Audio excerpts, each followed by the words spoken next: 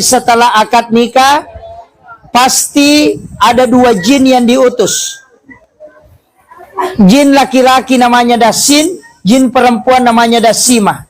Jin inilah yang selalu mengganggu pasangan rumah tangga hingga dia bisa bercerai.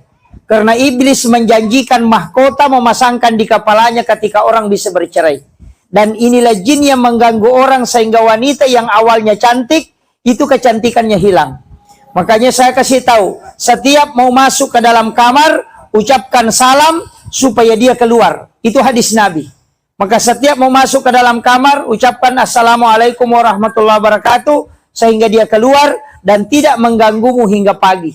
Itu wasiat yang saya harus wasiatkan kepada pengantin, supaya jangan diganggu. Karena ini akan selalu menjaga sampai orang itu bercerai. Makanya kadang orang lebih cantik dia lihat tetangganya daripada istrinya. Itu karena hal ini. Inilah yang menyebabkan orang selingkuh. Karena jin Dasin dan Dasima.